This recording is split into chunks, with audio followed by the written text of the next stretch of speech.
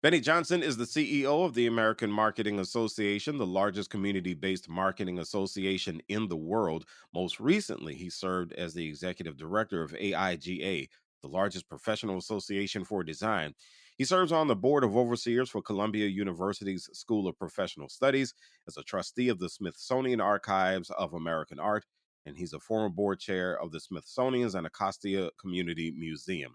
Benny thrives on the connections between marketing, technology, education, and innovation. Here's my conversation with Benny Johnson.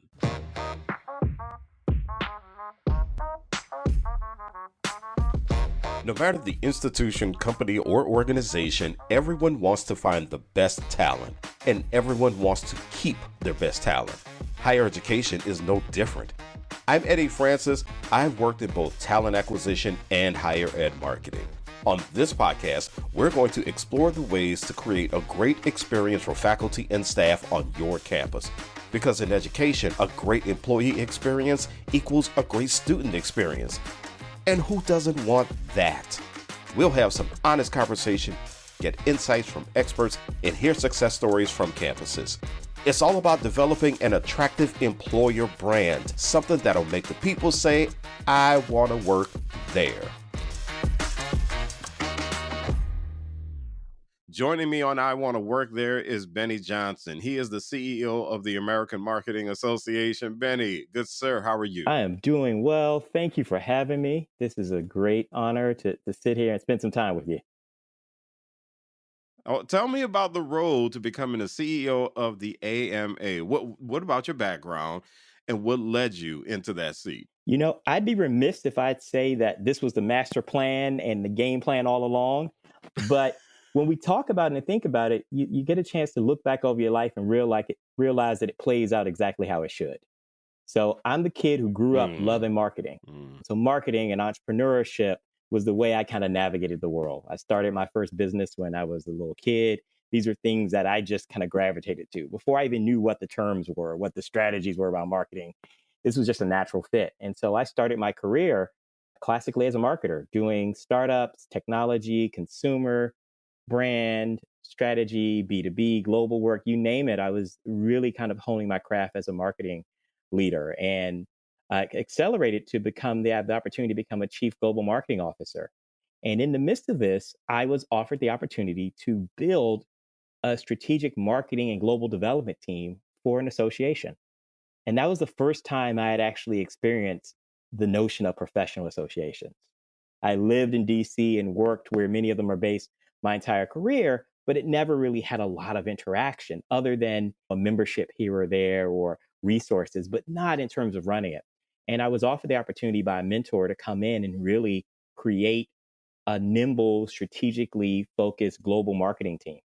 And so I did that. And that kind of put me about 12, 13 years ago in the association space and served in various capacities of executive leadership.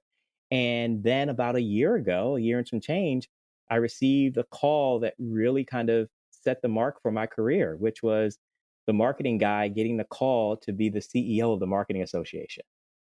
And these are things that don't come up often to kind of grow up in the space and then be a leader of the space. So it allowed me to take both my marketing and strategy experience combined with the notion of community, professional development, and building a contemporary association to bring those together. So it was such a natural fit. I had a good friend of mine when she saw the job announcement. She didn't ask me what I was applying or what I had to go through. Her only question to me was, when do I start? And I think that kind of sums up how this journey's been for me. But that's what brings me here, humbly, to be the new CEO of the AMA. Okay, so you can't leave us hanging. You said that this has been in your blood since you were a kid. What were the kid hustles? What did you do? Oh my goodness. So the very first thing that I ever did was, how you have, at least for us in the mid Atlantic, we would have school trips every year to like amusement parks. I took my fourth grade understanding of math and commerce and was able to go with my mom to one of the wholesale stores and buy candy. And I talked to my teacher and said, "Can I sell candy on the bus?" And she looked at me and said, "Okay." So selling candy, but I knew at the time as a fourth grader that yes, I had a cost that I could charge for the candy. But if you're on the bus, you can't go anyplace, and I'm the only candy vendor. So I could charge a premium for it. I also, at the 11th hour, learned that there was going to be not one bus this year, but two buses. So I found two other kids to be a franchise and sell for me on the other bus. So, it's funny. We can call it the kid hustle, but in reality, that was my first foray into entrepreneurship. I love the creativity opportunity. I love the resilience. Nobody told me how to do this. I was problem solving. I was coming up with innovation. I was working within the frame that I had. You know, you're in the fourth grade, you can't drive, right? You can't. Right. You have to use the funds you had. So I had saved up birthday money and allowance money to invest in my business. So all of these things are concepts that serve us all well as we go throughout our lives. But these are things I was learning firsthand as the kid. Later on, by the time I get to high school, I was actually doing the bus trips myself. So I had a business partner. We were doing bus trips. We were charging. I was doing all this stuff. I laugh now and look back over it many years ago. I don't think I was ever old enough to sign the contracts I was signing, but nobody ever questioned. I came in, had a suit and a briefcase, and a check from the banking account I had at the credit union that I had taken all the money that I made and other things and put in there. And I was, reserving buses, luxury buses, understanding that my audience needed luxury accommodations, right? And we would come in and we would pitch and have the cool mom and dads. We'd give them the opportunity. We knew we needed chaperones. So if you were a cool mom or dad, we'd give you a chaperone seat in exchange for coming along with us. So we counted that. So we built this. One of my best friends and I, we did this before we went to college. And I remember applying for a one of those high school business competitions with the university. And I remember being told that, well, this is nice. I think I got honorable mention or something, something vaguely being awarded, right? And the commentary from what I assume in my imagination was a 40 or 50-year-old MBA was, well, this is nice, but this business will never work. What was incredible is we'd been running it for 3 years. Because when you're an MBA, you have access to car and resource and friends. When you're a 14 or 15-year-old, this is the only way you can do these things. And so once again, it reinforced those lessons of how do you make, opportunity where other people don't see any? How do you create disruption? How do you find a way to bend the universe to the things that you're interested in? So that was the kid hustle. That's what came natural to me before I knew about brand strategy and market strategy and delivering those promises. These were things that taught me this in the world around me. That is, but you know what's so interesting about that is you figured out that you had a market for a business. You figured out that there was a need. You figured out all these basic marketing 101 things. And it's so interesting that someone with an MBA missed that part of it, that you were actually filling a need for the marketplace that you had access to. Yeah, exactly. That is absolute that's hilarious to me, actually. It's one of those things I come back as I get older. I think about the story and the concept, and it makes me laugh every time because it's like I mean, it makes perfect sense, right? When you put yourself in that mindset or that situation and context, right? And often we take ourselves out. And it's a great space for us as strategists and business leaders to make sure we challenge ourselves to get outside of our comfort zone and space. I've always told my teams that you are not your target audience.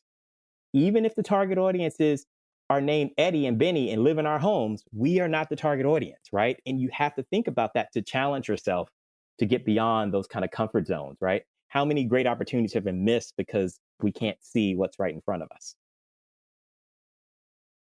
And look at you now. Who's laughing now? So you stepped into your role at AMA right before the 2022 Symposium for the Marketing of Higher Education. I'm really curious, that is there anything in particular that you've observed and or learned about higher ed marketing since then, or anything that's made you more curious about it? One of the things that really blew me away, and so I had started, but I wasn't official yet for the Higher Ed Marketing Symposium, right? We hadn't done Oh, that's right. I remember you kind of just snuck into the scene. Yeah. the event took place in my backyard. I live here in DC and grew up in DC, and we're right here at National Harbor. So it was the first time I got a chance to experience the contemporary AMA community writ large. And what was powerful for me was the way in which this community welcomed me in. I just literally walked out the parking lot. Hey, I'm the new guy. Welcomed me in. But what I saw was the power within the higher ed marketing community of this true community in practice, right? So not, and that's a play on words for me of not just a community of practice, but this was community as an active place in practice. I met generations of folks who introduced me to their mentors and their mentor's mentor who were involved in higher ed marketing, and they were at other universities. It reminded me to kind of keep in the higher ed space. It reminded me of coaching trees and teaching trees, right? Where, oh yeah, this is the coach I worked for, and this is the other space in there. You know, talking to people who worked on campaigns for X university, and now they were each running other university programs, but having this opportunity at AMA to come back together, right? So both sharpening their skills, renewing the bonds and relationships, and getting the idea of what's next and what's happening. You know, that was really powerful for me to see. That goes beyond the brochures, that goes beyond why I'm coming to the event, but being really in that space, man. It's one of the only events like that for this dedicated community, right? Specialized needs, specialized space and challenges and opportunities to grow. So that's something that AMA provides, you know, in mass, but in really special ways for this community. And that was one of the things that blew me away, just in spending the week there with the higher ed marketing leadership and community. You know, that's actually something that blew me away as well. I mean, here I was at the time, I was at this small HBCU in New Orleans, and we're trying to figure out the whole marketing thing, and I'm trying to figure out the marketing thing, and I'm trying to. I had been, I'd been doing everything on the communication side of the house. I've been doing the PR thing, but I had to figure out the marketing thing, and so I did this self-imposed professional development.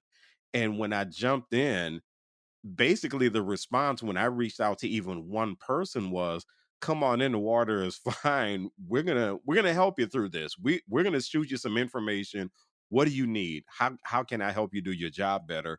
And this is coming from people at institutions that were nothing like the one I was at, but we were all swimming in the same direction, dealing with the same things. And so it's really cool that you picked that up as well, especially from your vantage point, that you picked that up about the community of marketers who are in higher ed. And I have not a commercial here, but I have enjoyed my AMA membership quite a bit because of that attitude that the higher ed marketers in particular have had. So yeah, you've adopted something pretty cool. Yeah, it was, and it's part of the reasons that drew me in when I think about like what a contemporary professional community does, right? It's not about the products and services or even the early bird special. Now, you can come for all of those things in there. It's that beyond space that goes in there. I often talk to my team about thinking about our solar system. And yes, they're large planets and they're small and medium planets, but there's a lot of other stuff in between. And the other stuff in between doesn't really get all the attention, but it's essential to the space in there. And I felt a lot of that in our higher ed community and even our other communities, whether it's collegiate or academic. You see that in the AMA. We focus on creating this essential community. And, it's the adjective means a lot. The modifier of community means a lot. Community is rich in and of itself. When you talk about essential community, it's all of those things, that stickiness that brings us together. Sometimes we don't have the words for, but you know it when you're there, when you find the group of people who, have similar goals, similar challenges, they're your friends. They're also your competition. Everybody's trying to bring students in the best of their resources. But what better place to come together on that? So I said, I love it. I'm looking forward to this year we're going to be in Chicago again. So I pick up a little bit. As I mentioned, I am a native Washingtonian. So this is my home base, but I spend a lot of my time this year between DC and Chicago. So Chicago is kind of like a second home now. Well, it happened again. Prospect Paul is excited about attending your institution, but is getting consistently confused by all of the information and tasks he needs to complete to enroll, creating friction, and even worse, melt. You knew this would happen again, didn't you? Which is why you've been flagging the need for a Come to Jesus meeting with leadership from marketing, admissions, and IT to audit the digital experience for prospective students. Here's the problem. You're not going to convince Mark from marketing to let go of his precious marketing automation software. Adriana from admissions just got set up with her new CRM. And Isabel from IT is still working through ticket requests from last Christmas. But what if you could come to the table with a solution that didn't require anyone to let go of their software, while at the same time ensuring a frictionless experience for prospects and current students alike? Guess what, my friend? Today's your lucky day. Meet Pathify, an innovative higher ed engagement hub that puts students at the center of their college journey. Pathify sits at the center of your school's digital ecosystem, becoming the single user experience interface tying all systems, content, and communications together. Their engagement hub elevates the information that matters most and pushes systems like the SIS behind the scenes where they belong, making it simpler for students to discover and engage with the opportunities your institution provides at every step of their higher ed journey, from prospect to alumni. What's even better, Pathify has a mobile experience that provides 100% parity with a responsive web app, so your campus app is always in sync. Pathify is a platform that every stakeholder on campus, from marketing to admissions to student affairs to IT, etc., can equally get excited about. So learn more about Pathify and how it's uniting strategic units across campus and bettering the entire student experience by visiting pathify.com. And be sure to tell them that Eddie from I Want to Work There sent you their way. You're listening to I Want to Work There. I'm Eddie Francis, and we're talking to Bennie Johnson. He's the CEO of the American Marketing Association. And Bennie, I noticed that part of your background includes work that you did for the HR Certification Institute. Um, so, just having worked there, what's one of the most interesting things that you learned about human resources in your capacity with that organization? I'm curious. I will tell you something that always makes me laugh, and I'm always humbled when I hear it. I had a colleague once tell me later on down the line, and by no means have I ever fancied myself an HR person, right? I was a part of the enterprise. I was a part of helping to grow the profession. He would always tell me, he would say, "You're the best HR person I know." And it was like this high set of praise that would make me nervous in the moment when he would say it. But we spent so much time really in a respect for trying to grow the profession. You couldn't help but learn the best emerging and better practices of HR, right? You couldn't help but see when things were going wrong in HR and where HR could be a solution, right? And so HR Certification Institute at the time was working closely with SHRM, Society for Human Resource Management. So we had the benefit of being the certification arm and body of SHRM. So we were interconnected in terms of what we were learning and who we were engaging with. What really blew me away there is our goal was to build a global credential for a global profession. And I was there right at the nexus where the HR was really coming into its own as a profession. The challenge had been, how do we move from being the benefits providers, the party planners, to go to actually having a strategic role at the table, to think about talent, innovation, and the role that culture plays. So I got a chance to be a part of a lot of those conversations, but also exploration. So when we were looking to how do we build a credential globally, I had the benefit of spending about 4 years traveling the globe, literally meeting with HR and business leaders from every size company and organization you can imagine: for profit, nonprofit, B Corp, governmental organizations that are multifaceted global, where I'm meeting with their US headquarters, their headquarters in Belgium, and their headquarters in Asia Pacific, and talking about the nuances, opportunities, and differences in HR. It was an incredible learning experience. And when you walk away from it and you go to other organizations or you're involved in other conversations, that's when you realize how much you picked up, right? It's one of those. I knew with marketing training or strategy training, I was conscious that this is what I was learning. It was amazing how much I learned from that time period, which was like a master boot camp in thinking about HR and human capital strategy, operational culture, things that touch my world when we think about strategy, or my favorite category of that, employer branding, right? It's kind of the nexus of HR and marketing, thinking about this employer brand. It's the nexus of what I think of as customer engagement, right? Because the reality is this: your employees are your first best customer. If you can't sell your employees on who you are as a brand and a culture and a space, how are you going to sell the rest of the world?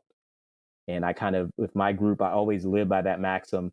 on the things we're doing. Your employees, your team members, they're your first best customers. The research data has shown that over the years, organizations that score high in these types of engagement metrics tend to have a corresponding increase in productivity, in impact measures, in profitability, in growth, in all of the areas that you want to lead in. If you're doing well and engaging with your employees, chances are you're doing well in those categories. Mm. What exactly? So there's a lot there about what you found fascinating. What drew you in initially, though, when you learned of employer branding? What was something that you heard or that you saw that you read that drew you into it? Thinking about how we built culture has always been a part of kind of my DNA, right? So for me, it was much like starting off as an entrepreneur, building culture and engagement is something that we do. And especially when you think about building it along community, whether it's a client community, a business community, a space in there, there's some similarities. So when you start thinking about how do I galvanize, excite, and lead a complex group of people, which most organizations, whether you're 3 people or 3,000, use complex human interactions, right? So that engagement piece becomes how do I get people to see that the way we work and how we work and what we work on is important, right? All of those who, what, when, where, how conversations that shape our cultural experience. That made sense to me and resonated, especially as a marketing person, right? That's how we get people into the brand. The employee space is just the pivot to say, I need to be consistent, even more intentional with what I do inside the transaction as I do outside of the transaction, right? I need to make sure that the people that are excited about my brand behind the cash register are just as excited as the people on the other side of the cash register, right? That kind of space in there. There are different levers and different engagement you will have, but the intention is still we want to create rabid fans, people that are embraced, that are contributing to the culture, and people that get a true sense of what our authentic brand is, right? It's really hard to say your brand is one thing externally and not live it internally. Companies have tried it over the years, but those are the ones where you see those epic fails and disconnects, right? We all know, and it's not a surprise, like I said, when you see good brands doing good work, it comes through. And in today's world, it's really hard to not be authentic and hide that, right? You can see through, when you see that ad or the campaign or you get the customer service response, you're like, this doesn't connect together. There's something off in there. They seem nice enough, but there's something that's not quite right. But when the brand is firing on all cylinders, you have this moment where you're like, yes, that's what I value. That's what the brand values. As we look into our next generations of employees, these are the things that employees are saying are more important for them. You know, and it's also how customers are looking at it. I know during my time period on the career, I had the real great fortune of being head of strategy, of being chief strategy officer and head of marketing for the Council of Better Business Bureaus.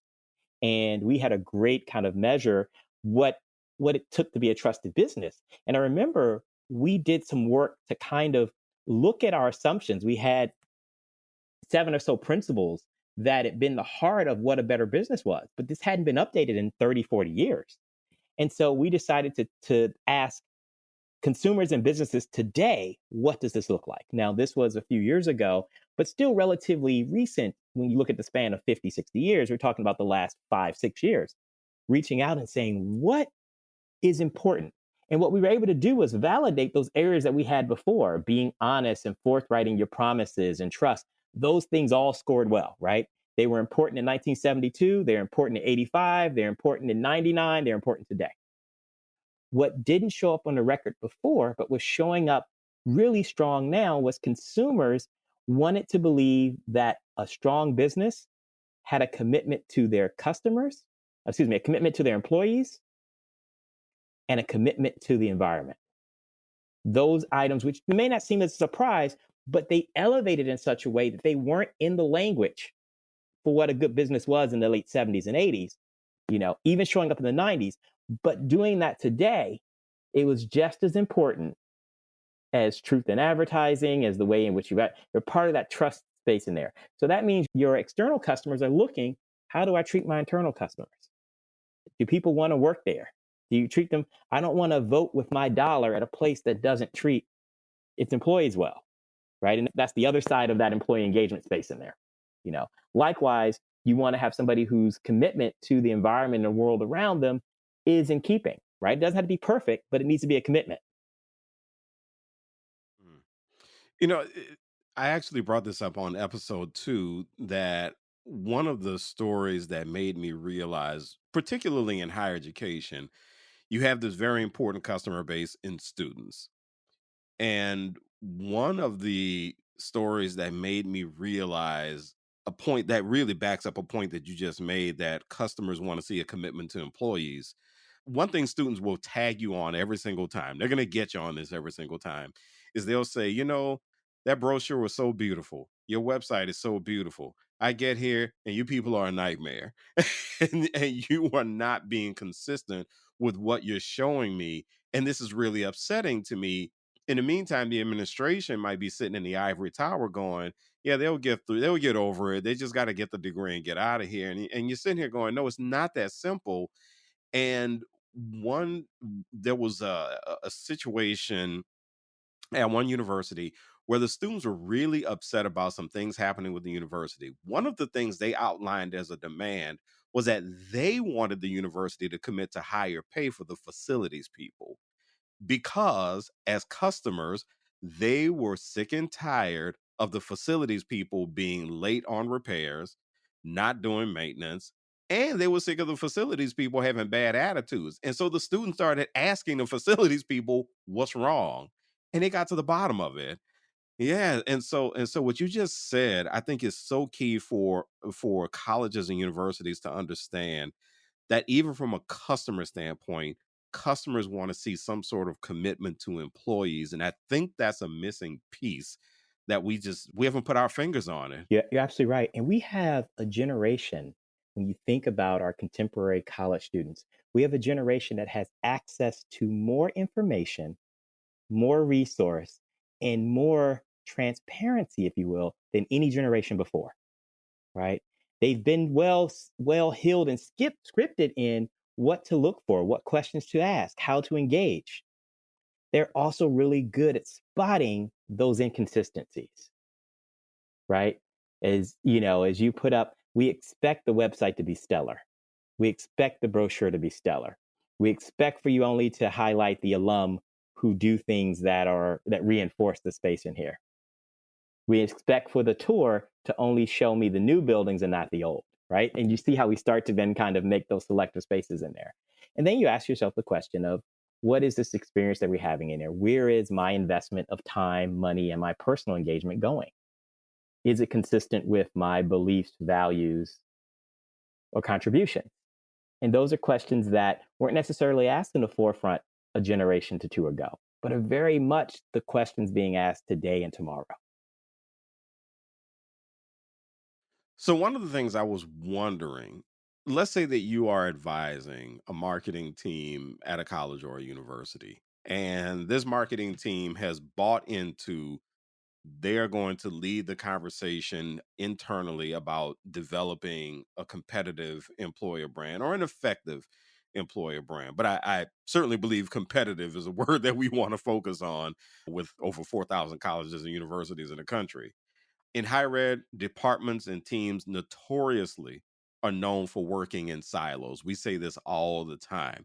So if you were coaching that marketing team or advising that marketing team, and they said, okay, we're going to go and we're going to approach HR about doing this, how would you advise them, knowing that there's this silo effect so many times in so many places? How would you advise them on a good way, or to approach an HR team to start working together on building this employer brand? It's interesting because we know this isn't an easy task. And that's why it's the question, right? It's not an easy task.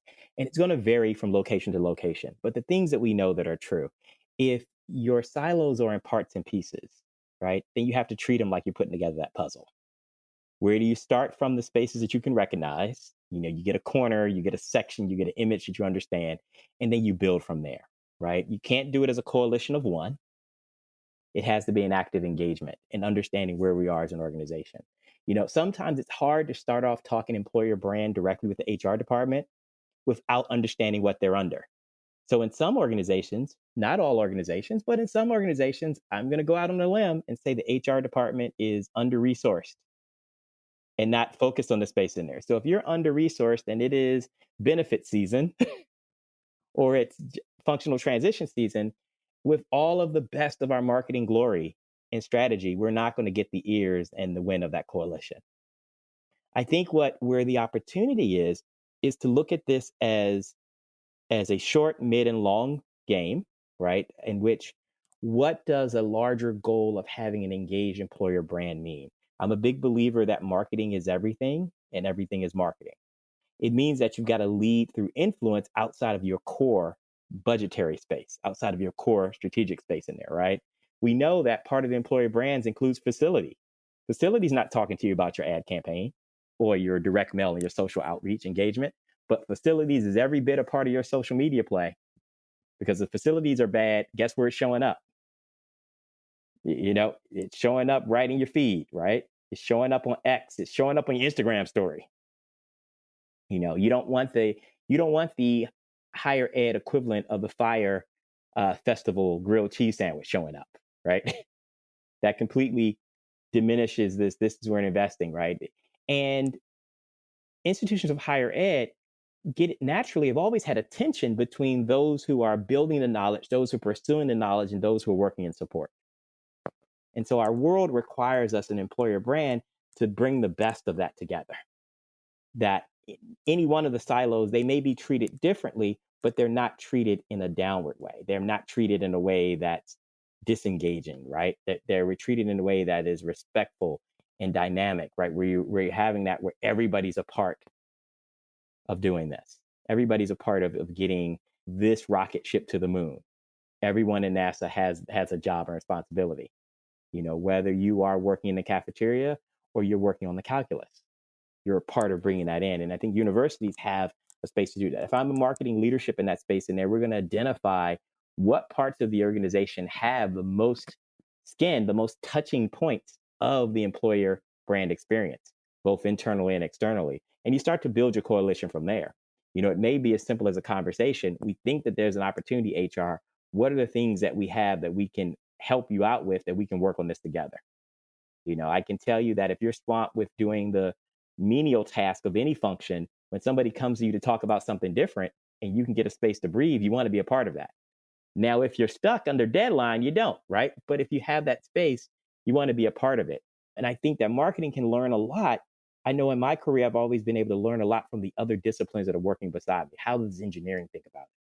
How does fulfillment think about it? Why do we do X, right? And you'll learn some things that from a marketing perspective may not mean anything to you. But once you understand why legal does something, all of a sudden your world changes, right? How do we think about promoting our program? I remember working with a group and I brought them in to help us rethink our language on our website. I had great marketing writers and I had great space in there. And they had done work for a major institution, one of the oldest ones, and I won't name the guilty, right? And we did this analysis and they went to show us, because our group at the time, and this, I'll tell you, this is for my states of BBB, we were just as guilty. They went into the page and we did an analysis, and this university had talked about themselves 75 times on the page. They didn't even realize it because content was coming in from multiple silos and being put in together. And they realized that everything was about them. They had mentioned the student, their experience, like twice. We did that as a pivot to start talking not just about us as the Better Business Bureau, but to talk about the business and the consumers first. And that had to be a conscious turn on in that space in there. I wonder, there's opportunities to kind of think about that if you're running marketing for an organization. How do I engage so the conversation is inclusive and is a conversation and isn't a unidirectional conversation space as you go into it? Then, like I said, that's different. That's not your core marketing work of acquiring students on the front end. But I'll tell you, if you get that employer brand correct in there, and every part of that institution is firing on this is a great place to be. When you got that energy that you get on the playing on Friday night or Saturday night in the sports teams, other space in there, when that comes through in your Tuesday afternoon in the science building, that's when you're doing something. When people are like, this is a place that you can be, that I see as a part of it. And what I love is most universities have that energy. It's just about honing and identifying. You'll find generations of folks who've been there, who've been a part of the community, who they've grown up. Their grandfather had a job, then their parents went to school there, and they're there. You find those stories at any university, large, small, whatever. It's what makes it a wonderful learning community. I think the opportunity is to pull those things out, to make that a part of the employer brand, but then to understand the pressures that each of your departments are under, right? You're going to outlay, if you're marketing, you're going to take the lead, but it is a coalition space that, yes, I need HR to be along with me on this. I need, I need the faculty senate to be along with me on this. I want the students involved in that to be involved in that. How many times do universities discount the inputs of the students? We want them involved. But I think that it becomes a complicated play. But then you start to say, where are my resources in there? And instead, some universities, their HR department may be ready to go. Others, you're offering an assist to get them in that space. Yeah. It sounds like it takes some patience too. I mean, a lot of colleges and universities. I worked at 3 HBCUs, and the theme at every single one was we need it now. And you're sitting there going, if you work so hard for now, it's going to be really hard to put something sustainable in place. And so it sounds like you really have to understand how to play the long game and how to bring people along while you're playing that long Yeah, game. it thinks about, if we use more colorful analogies and space in there, it's kind of like being a recording artist and having one really good show. That does not make a career, right? Does not make an performance, does not make a tour. And when you kind of do it in that moment, yes, you've got one moment in there, it gives you some shine and excitement around that. But here's the thing, your employees, your students, your customers can all see through that. Like, Eddie just got dressed up for Saturday. That's not how Eddie performs on Monday, Tuesday, Wednesday, Thursday, right? And so we talk about this always, and it's the adage of saying, your brand and your true brand is what people say about you when you're not in the room, right? It's what they say about you when you're not overtly trying. I expect my Super Bowl ad to be the poshest, the most elaborate expression of my brand. It's got to be beautiful, on point. It's going to be exciting and dynamic. How does my brand show up in retail on that Wednesday after? How does my brand show up when there's a problem with the product? How does the brand show up when I have a problem and I'm using their product, right? How does the brand show up when times are hard and challenged? Those are the things that help you with an employer brand. And universities, are uniquely positioned to have to deal with those questions of the brand all the way through. So it's less trivial than candy confection purchase as a gut, impulse person while you're checking out. It's very different than that, right? It's very different than an add-on in your cart in Amazon as you're checking out. When people are engaging and investing in a university, they're investing in themselves and they're investing in a long-term relationship.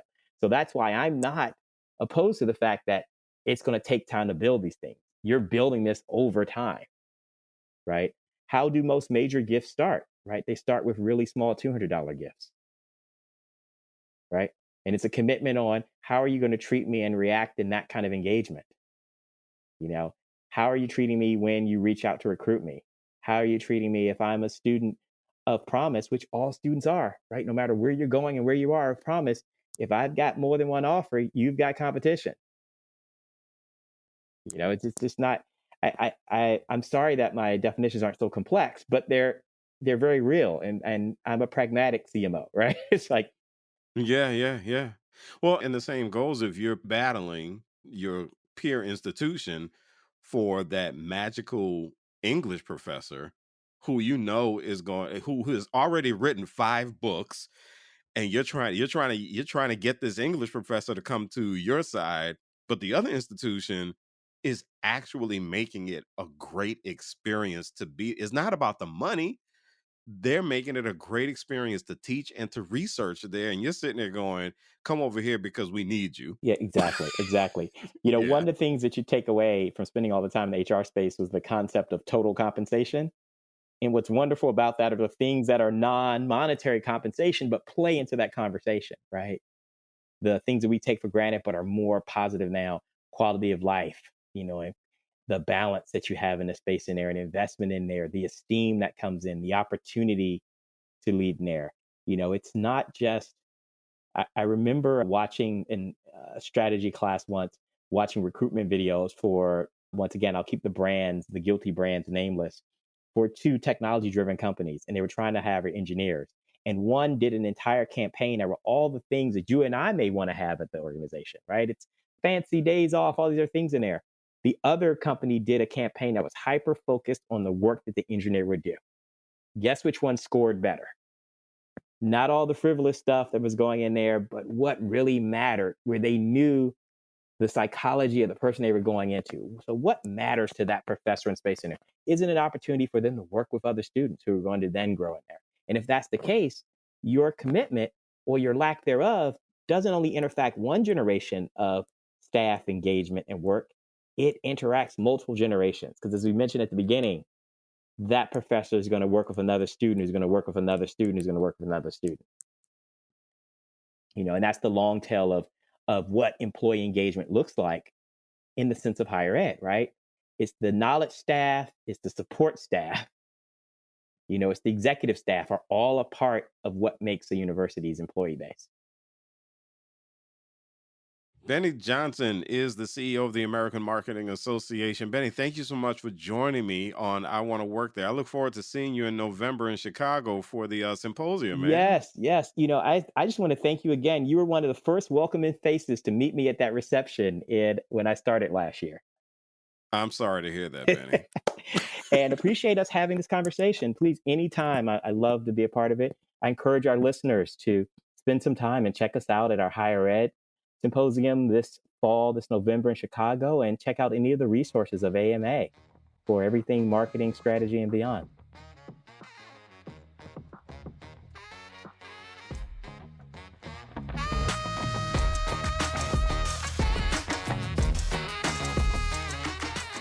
I Want to Work There is part of the Enrollify podcast network.